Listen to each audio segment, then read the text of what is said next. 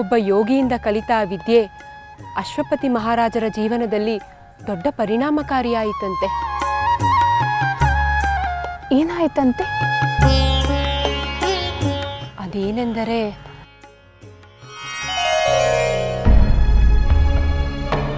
ಸ್ವಾಮಿ, ಇದೇನಿದು? ನಿಮ್ಮ ನಗುವಿಗೆ ಕಾರಣವೇನೆಂದು ಕೇಳಿದರೆ ಮಾತು ಮರೆತ ಮೂಕರಂತೆ ಮೌನಕ್ಕೆ ಶರಣಾಗಿ ಹೋದಿರಲ್ಲ. ದೇವಿ, ಮಾತಿನ ಅಗತ್ಯವಿಲ್ಲದಾಗ ಮೌನವೇ ಸೂಕ್ತ. ಪತ್ನಿಯ ಜೊತೆ ಏಕಾಂತದಲ್ಲಿರುವಾಗ ನೀವು ನಕ್ಕ ನಗುವಿಗೆ ಶೃಂಗಾರದ ಸ್ವಾರಸ್ಯವಲ್ಲದೆ ಬೇರೇನಿರಲು ಸಾಧ್ಯ? ನೀನು ಏನು ಬೇಕಾದರೂ ತಿಳಿದುಕೋ ದೇವಿ, ಆದರೆ ಮತ್ತೆ ಮತ್ತೆ ನನ್ನನ್ನು ಏಕೆ ಎಂದು ಕಾಡಬೇಡ. ಹಾಗಾದರೆ ಹೇಳುವುದಿಲ್ಲವೇ? ಎಷ್ಟು ಸಲ ಹೇಳಲಿ ದೇವಿ? ನೀನೆಷ್ಟೇ ಒತ್ತಾಯಿಸಿದರೂ ನಾನು ಹೇಳಲಾರೆ, ಹೇಳುವಂತಿಲ್ಲ. ಈ ವಿಷಯವನ್ನು ಇಲ್ಲಿಗೆ ಬಿಟ್ಟು ಬಿಡು. ನೀವು ಇಷ್ಟೊಂದು ಹಠ ಮಾಡುತ್ತಿರುವುದನ್ನು ನೋಡಿದರೆ ಅದೇನೆಂದು ನಾವು ಊಹೆ ಮಾಡಬಲ್ಲೆ. ಏನು ಬೇಕಾದರೂ ಊಹಿಸ್ಕೋ ದೇವಿ, ಆದರೆ ನನ್ನ ಪಾಡಿಗೆ ನನ್ನನ್ನು ಬಿಟ್ಟು ಬಿಡು.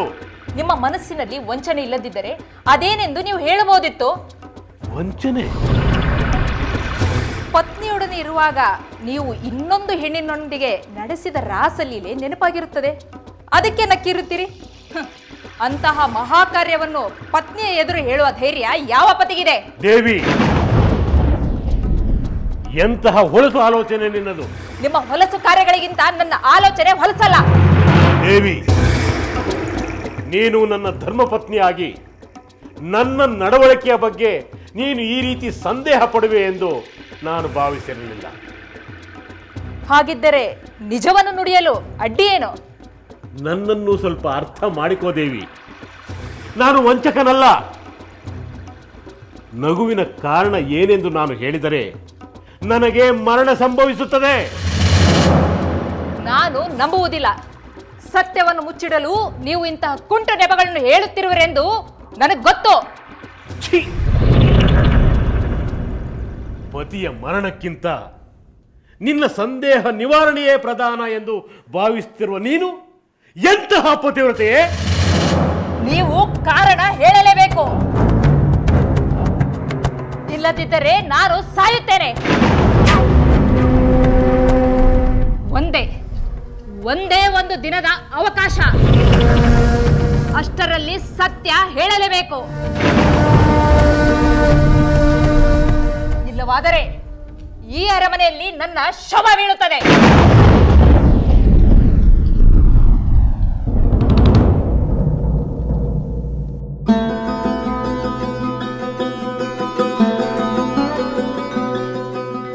ಕಾರಣವನ್ನು ಹೇಳಿದರೆ ತನ್ನ ಮರಣ ಸಂಭವಿಸುವುದೆಂದು ಅಶ್ವಪತಿ ಮಹಾರಾಜರು ಹೇಳಿದ ಮೇಲೂ ರಾಣಿಯರು ಇಷ್ಟು ಹಠ ಮಾಡುತ್ತಾರೆಯೇ?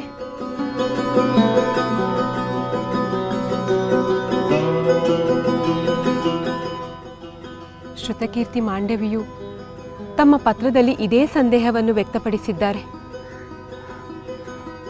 ಪತಿ ಸತ್ತರೂ ಚಿಂತೆ ಇಲ್ಲ, ತನಗೆ ಸತ್ಯ ತಿಳಿದು ಬಿಡಬೇಕೆಂಬುದು ಸ್ತ್ರೀಯಾದವಳ ಲಕ್ಷಣವಲ್ಲ. ಮುಂದೇನಾಯ್ತು ಸೋದರಿ? ಮಹಾರಾಜರು ಕಾರಣವನ್ನು ಹೇಳಿದರೆ ಅಥವಾ ಮಹಾರಾಣಿಗೆ ಯಾರಾದರೂ ಹಠ ಮಾಡಬಾರದು ಎಂದು ಬುದ್ಧಿ ಹೇಳಿದರೆ ಏನಾಯಿತು? ಎರಡೂ ನಡೆಯಲಿಲ್ಲ. ಅಂದರೆ ಅಶ್ವಪತಿ ಮಹಾರಾಜರು ಗಹನವಾಗಿ ಚಿಂತೆ ಮಾಡಿ ಕಡೆಗೆ ತಮಗೆ ಆ ವಿದ್ಯೆಯನ್ನು ಹೇಳಿಕೊಟ್ಟ ಯೋಗಿಯ ಬಳಿ ಹೋದರಂತೆ. ಅಲ್ಲಿ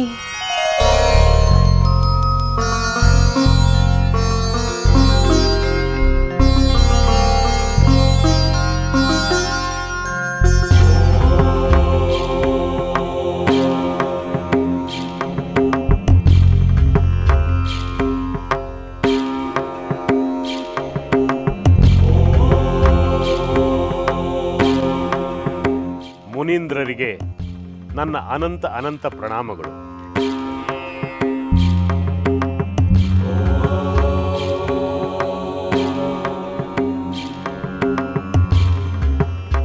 ಪೂಜ್ಯರೇ, ಪ್ರಾಣಿ ಪಕ್ಷಿಗಳ ಭಾಷೆಯನ್ನು ತಿಳಿಯುವ ವಿದ್ಯೆಯನ್ನು ತಮ್ಮಿಂದ ಕಲಿತು ನಾನು ಸಂತೋಷಪಟ್ಟಿದ್ದೆ. ಆದರೆ ಎಂದು ಏಕೆ ಅರ್ಧಕ್ಕೆ ನಿಲ್ಲಿಸಿದೆ ರಾಜೇಂದ್ರ? ಆ ವಿದ್ಯೆ ಇಂದು ನನ್ನ ಸಂಕಟಕ್ಕೆ ಕಾರಣವಾಗಿದೆ. ಏಕೆ? ಏನಾಯಿತು? ಈ ರಹಸ್ಯವನ್ನು ಬೇರೆ ಯಾರಿಗಾದರೂ ತಿಳಿಸಿಬಿಟ್ಟಿಯಾ? ಇಲ್ಲ ಪೂಜ್ಯರೇ, ಈ ರಹಸ್ಯವನ್ನು ನಾನು ಯಾರಿಗೂ ಹೇಳಲಿಲ್ಲ. ಹೇಳದೇ ಇರುವುದರಿಂದಲೇ ನನಗೆ ಸಂಕಟ ಪ್ರಾಪ್ತವಾಗಿದೆ. ಏನು ಸಂಕಟ? ಯಾರಿಂದ ಪ್ರಾಪ್ತವಾಗಿದೆ? ಪೂಜ್ಯರೇ, ನಿನ್ನೆ ದಿನ ನಾನು ನನ್ನ ಪತ್ನಿ ಏಕಾಂತದಲ್ಲಿರುವಾಗ 2 ಇರುವೆಗಳು ಸರಸ ಸಲ್ಲಾಪದ ಮಾತುಗಳನ್ನಾಡುತ್ತಿದ್ದವು. ಯಾರದೋ ಕಾಲಿಗೆ ಸಿಕ್ಕಿ ಕ್ಷಣದಲ್ಲಿ ಸಾಯಬಹುದಾದ ಆ ಇರುವೆಗಳು 1000 ವರ್ಷ ಜೊತೆಯಾಗಿ ಬಾಳುವ ಮಾತುಗಳನ್ನಾಡುತ್ತಿದ್ದವು. ಇದನ್ನು ಕೇಳಿಸಿಕೊಂಡು ನನಗೆ ನಗು ಬಂತು. ಜೋರಾಗಿ ನಕ್ಕು ಬಿಟ್ಟೆ. ಅದನ್ನು ಕಂಡ ನನ್ನ ರಾಣಿ ಈ ನಿಮ್ಮ ನಗುವಿಗೆ ಕಾರಣವೇನೆಂದು ಹೇಳಲೇಬೇಕೆಂದು ಒತ್ತಾಯಿಸುತ್ತಿದ್ದಾಳೆ. ನಾನು ಈ ರಹಸ್ಯವನ್ನು ಹೇಳಿದರೆ ನನಗೆ ಮರಣ ಪ್ರಾಪ್ತಿಯಾಗುತ್ತದೆ ಎಂದು ಹೇಳಿದರೂ ಕೂಡ ಕೇಳುತ್ತಿಲ್ಲ. ನೀವು ಹೇಳಲೇಬೇಕು, ಇಲ್ಲವಾದರೆ ನಾನೇ ನನ್ನ ಪ್ರಾಣ ತ್ಯಾಗವನ್ನು ಮಾಡಿಕೊಳ್ಳುತ್ತೇನೆ ಎಂದು ಹಠ ಮಾಡುತ್ತಿದ್ದಾಳೆ. ಈ ಸಮಸ್ಯೆಯಿಂದ ನೀವೇ ನನ್ನನ್ನು ಪಾರು ಮಾಡಬೇಕು ಪೂಜ್ಯರೇ. ರಾಜೇಂದ್ರ, ನಿನ್ನ ಪತ್ನಿಯ ಕೋರಿಕೆಯನ್ನು ಈಡೇರಿಸಲು ಪ್ರಾಣಾರ್ಪಣೆ ಮಾಡಲು ಸಿದ್ಧವಿರುವೆಯಾ? ಇಲ್ಲ ಪೂಜ್ಯರೇ, ಇಲ್ಲ. ನಾನು ಬಹುಕಾಲ ಬಾಳಬೇಕೆಂದು ಆಸೆ ಪಡುತ್ತಿದ್ದೇನೆ. ಹಾಗಾದರೆ ನೀನವಳಿಗೆ ಕಾರಣವನ್ನು ಹೇಳಬೇಡ. ನಾನು ಹೇಳದೇ ಇದ್ದರೆ ಆಕೆ ತನ್ನ ಪ್ರಾಣವನ್ನು ತ್ಯಾಗ ಮಾಡಿಕೊಳ್ಳುತ್ತಾಳೆ ಪೂಜ್ಯರೇ. ಸತ್ತರೆ ಸಾಯಲಿ, ಅದು ಅವಳ ಸ್ವಯಂಕೃತ ಅಪರಾಧ. ಪತಿಯ ಶ್ರೇಯಸ್ಸನ್ನು ಬಯಸುವುದು ಸತಿಯ ಧರ್ಮ. ಅದನ್ನು ಬಿಟ್ಟು ಪತಿಯ ಮರಣವಾದರೂ ಚಿಂತೆ ಇಲ್ಲ, ತನ್ನ ಸಂಶಯವನ್ನೇ ದೊಡ್ಡದೆಂದು ಪರಿಹರಿಸಿಕೊಳ್ಳಲು ಹಠ ಮಾಡುವುದು. ಅಂತಹ ನಿರ್ದಯಿ ಸತಿಗಾಗಿ ನೀನೇಕೆ ಸಾಯಬೇಕು? ಅರ್ಥವಾಯಿತೆ? ಹೋಗಿ ಬಾ ಮಹಾರಾಜ, ನಿನಗೆ ಮಂಗಳವಾಗಲಿ.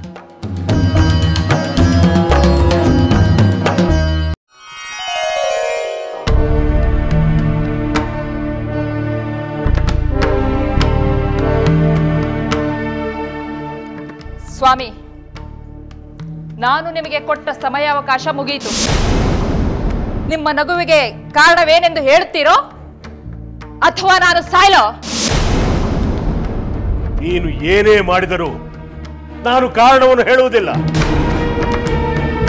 ಹಾಗಾದ್ರೆ ಈ ಅರಮನೆಯಲ್ಲಿ ನನ್ನ ಶವ ಬೀಳುತ್ತದೆ. ನೀಚ ಹೆಣ್ಣೆ, ನಿನ್ನ ಪತಿಯ ಸಾವಿಗಿಂತ ನಿನ್ನ ಹಠವೇ ಹಿರಿದಾಯ್ತಲ್ಲವೇ? ನಿನ್ನಂತಹ ಹೃದಯಹೀನ ರಾಣಿ ನನಗೆ ಅವಶ್ಯಕತೆ ಇಲ್ಲ. ನನ್ನ ರಾಜ್ಯಕ್ಕೂ ಬೇಕಾಗಿಲ್ಲ. ತೊಲಗು ಇಲ್ಲಿಂದ.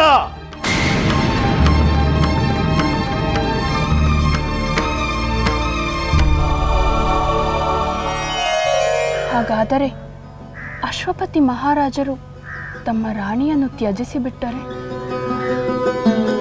ಹೌದು ಸಹೋದರಿ, ಪಾಪ.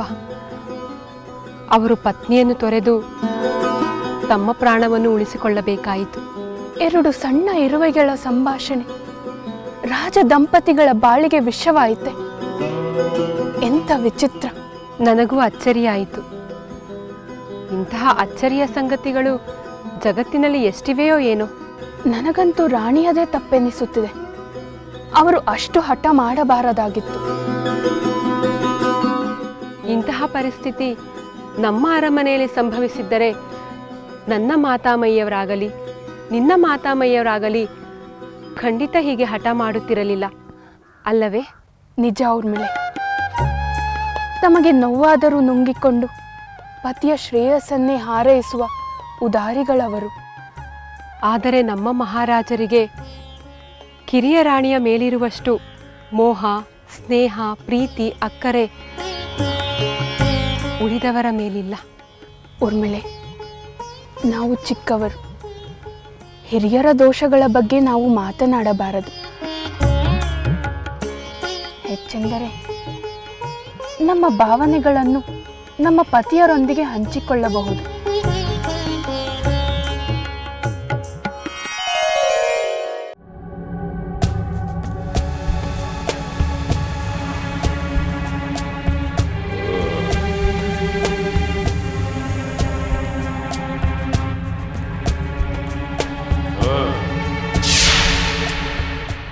ಯಲೈಸುರಾಧಮ, ನಾನು ನಿನಗೆ ಒಂದು ಸದವಕಾಶವನ್ನು ಕೊಡುತ್ತೇನೆ. ಈ ಅವಕಾಶವನ್ನು ಉಪಯೋಗಿಸಿಕೊಂಡು ನೀನು ಕೀರ್ತಿಯನ್ನು ಪಡೆ. ರಾವಣನನ್ನು ಗೆದ್ದೆ ಎಂಬ ಕೀರ್ತಿಯನ್ನು ಪಡೆಯಲಾಗುವುದಿಲ್ಲ. ರಾವಣನ ಜೊತೆ ಯುದ್ಧ ಮಾಡಿದೆ ಎನ್ನುವ ಕೀರ್ತಿಯನ್ನು ಪಡೆ. ಎಲೈ ರಾವಣ, ನಿನ್ನೊಡನೆ ಯುದ್ಧವನ್ನು ಮಾಡಿ ಗೆದ್ದೆ ಎಂಬ ಕೀರ್ತಿಯನ್ನು ಪಡೆಯುತ್ತೇನೆ. ನನ್ನ ಶಸ್ತ್ರಾಸ್ತ್ರಗಳ ಪ್ರಯೋಗವನ್ನು ಎದುರಿಸು.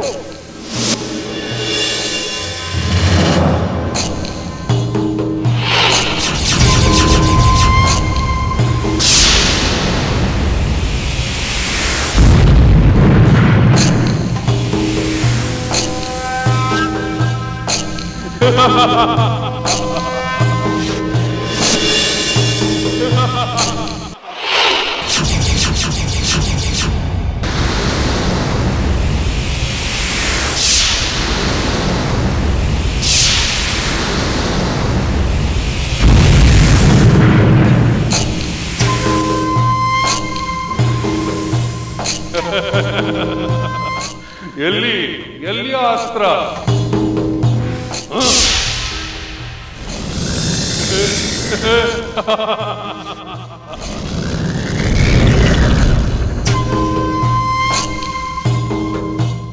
ಎಲ್ಲಿಗೆ ಹೋದ ಈ ಸುರಾಧಮ? ನನ್ನೊಡನೆ ಗೆದ್ದು ಕೀರ್ತಿಯನ್ನು ಪಡೆಯುವೆಯ? ಹೇಳಿ ಹೇಳಿ.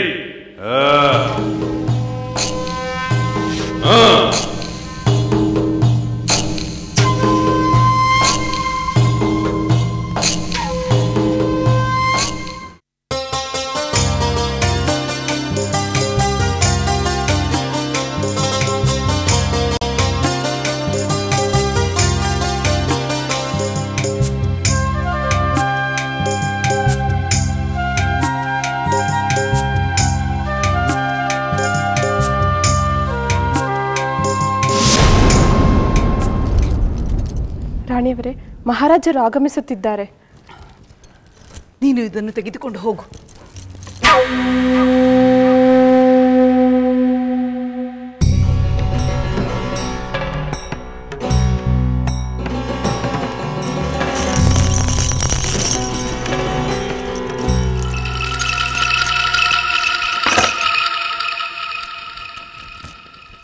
ಇಲ್ಲಿ ನೀನೇನು ಮಾಡುತ್ತಿರುವೆ? ಹೋಗು ಹೋಗು.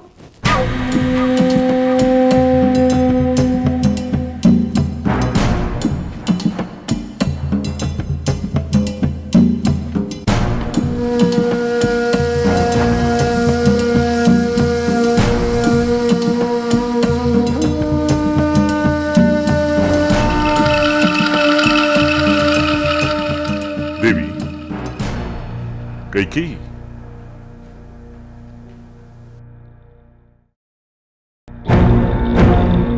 ನನ್ನ ನಿರೀಕ್ಷೆಯಲ್ಲಿ ಸಾಲಂಕೃತಲಾಗಿ ಕಾದು ಕುಳಿತಿರಬೇಕಾದ ಕೈಕೇಯಿ ಇದೇಕೆ ಇಷ್ಟು ಬೇಗ ಮಲಗಿದ್ದಾಳೆ? ಏನಾದರೂ ಅಸಮಾಧಾನವು? ಇವಳ ಕೋಪತಾಪಗಳು ನನಗೇನು ಹೊಸದೇನು? ಯಾವ ಮೃದು ಮಾತುಗಳನ್ನಾಡಿ ಇವಳ ಕೋಪವನ್ನು ಶಮನಗೊಳಿಸಬೇಕೆಂದು ನನಗೆ ಗೊತ್ತಿಲ್ಲವೇ?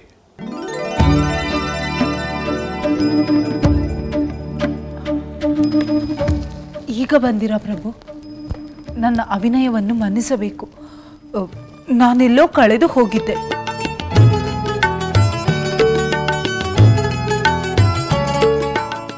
ಎಲ್ಲಿ ಕಳೆದು ಹೋಗಿದ್ದೀರಿ? ನೀನೆಲ್ಲೇ ಕಳೆದು ಹೋದರೂ ನಾನು ನಿನ್ನನ್ನು ಹುಡುಕಿ ತರುತ್ತೇನೆ. ನಾನು ಹುಡುಕುತ್ತಿದ್ದೆ ಪ್ರಭು. ದೇವಿ, ನಿನಗೆ ಕೊರತೆ ಏನಿದೆ? ನೀನು ಬೇಡಿದ್ದನ್ನು ಸಲ್ಲಿಸಲು ನಾನಿರುವಾಗ ನೀನು ಕಳೆದುಕೊಳ್ಳುವುದೇನು, ಹುಡುಕುವುದೇನು? ಏನು ಹುಡುಕುತ್ತಿದ್ದೆ? ಪ್ರಭು, ನಾನು ಕಂಡ ಕನಸಿನ ಆನಂದವನ್ನು ಮತ್ತೆ ಪಡೆಯಬೇಕೆಂದು ಹುಡುಕುತ್ತಿದ್ದೆ. ಮತ್ತದೇ ಕನಸು ಬೀಳುವುದೆಂದು ಕಣ್ಮುಚ್ಚಿ ಪ್ರಯತ್ನಿಸುತ್ತಿದ್ದೆ. ಆ ಕನಸಿನಲ್ಲಿ ನಾನಿದ್ದೇನೆ. ನೀವು ಇದ್ದೀರಿ, ನಮ್ಮ ಪುತ್ರ ಭರತನೂ ಇದ್ದ. ಆಹಾ, ಹಾಗಾದರೆ ಅದು ನಯನ ಮನೋಹರವಾದ ಕನಸೇ ಇರಬೇಕು. ಆ ಕನಸೇನೆಂದು ಕೇಳಲು ನನ್ನ ಕಿವಿಗಳು ಕಾತರದಿಂದ ಕಾಯುತ್ತಿವೆ. ಅದೆಂತಹ ಕನಸು ದೇವಿ?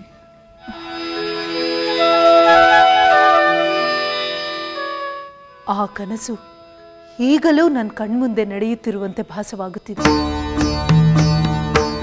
ನಿಮ್ಮ ಒಡ್ಡೊಲಗ ತುಂಬಿ ತುಳುಕುತ್ತಿತ್ತು, ವಿಶೇಷ ಅಲಂಕಾರದಿಂದ ಕಂಗೊಳಿಸುತ್ತಿತ್ತು. ನೀವು ನಿಮ್ಮ ಸಿಂಹಾಸನದ ಮೇಲೆ ಹೆಮ್ಮೆಯಿಂದ ಕುಳಿತುಕೊಂಡಿದ್ದೀರಿ. ಮಂತ್ರಿ ಸುಮಂತ್ರು, ರಾಜ ಪುರೋಹಿತರೆಲ್ಲರೂ ಸಂಭ್ರಮ ಪಡುತ್ತಿದ್ದರು. ನಿಮ್ಮ ಸಿಂಹಾಸನದ ಪಕ್ಕದಲ್ಲೇ ಮತ್ತೊಂದು ಸಿಂಹಾಸನ.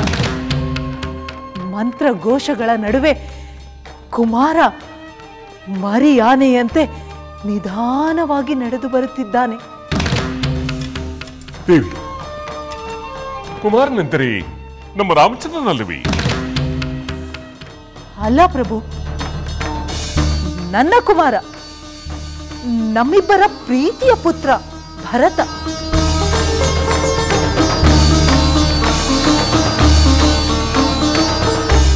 ಪ್ರಭು, ಅವನನ್ನು ಸಿಂಹಾಸನದ ಮೇಲೆ ಕೂರಿಸಿ ನೀವೇ ನಿಮ್ಮ ಕೈಯಾರ ಯುವರಾಜ ಪಟ್ಟಾಭಿಷೇಕವನ್ನು ಮಾಡಿ ಅವನ ತಲೆಗೆ ಕಿರೀಟ ಧಾರಣೆ ಮಾಡಿದಿರಿ. ಹೂ ಮಳೆಗರೆಯಿತು, ಜನರೆಲ್ಲ ಜಯಘೋಷ ಮಾಡಿದರು.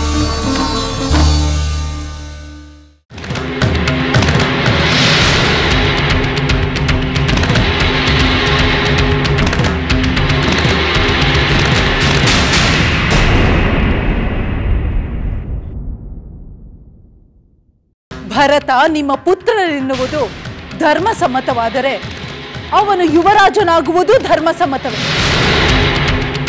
ಹಿರಿಯ ರಾಣಿ ಕೌಸಲ್ಯೆ ನಿಮ್ಮ ಧರ್ಮಪತ್ನಿಯಾದರೆ ಈ ಕಿರಿಯ ರಾಣಿ ಕೈಕೇಯಿಯು ನಿಮ್ಮ ಧರ್ಮಪತ್ನಿಯೇ.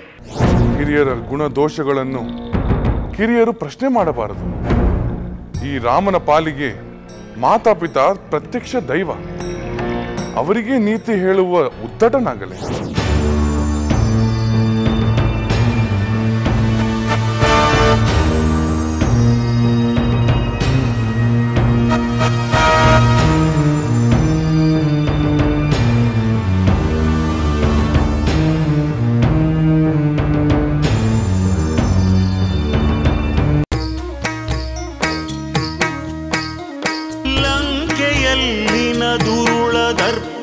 ಸೀತೆ ಸಹನೆಗೆ ಸೋತಿತು, ಅಂಕೆ ಇರದ ಅಸುರ ಕುಲವು ರಾಮ ಬಾಣಕ್ಕೆ ಅಡಗಿತು. ದೂರವಿರಲಿ ಸನಿಹವಿರಲಿ ರಾಮ ಹೃದಯ ನಿವಾಸಿನಿ, ಯುಗವು ಯುಗವು ಸಾಗಲಿ ಅಕಳಂಕ ಪ್ರೇಮ ಪ್ರಬೋಧಿನಿ. ಅಮರ ಗಾಧೆ ಧರಣಿ ಜಾತೆ ಸಾಧ್ವೆ ಸೀತೆ ಸುಚರಿತೆ, ಸಹನ ಶಕ್ತಿ ಪತಿಯ ಭಕ್ತಿ ಲೋಕಮಾನ್ಯ ವಂದಿತೆ.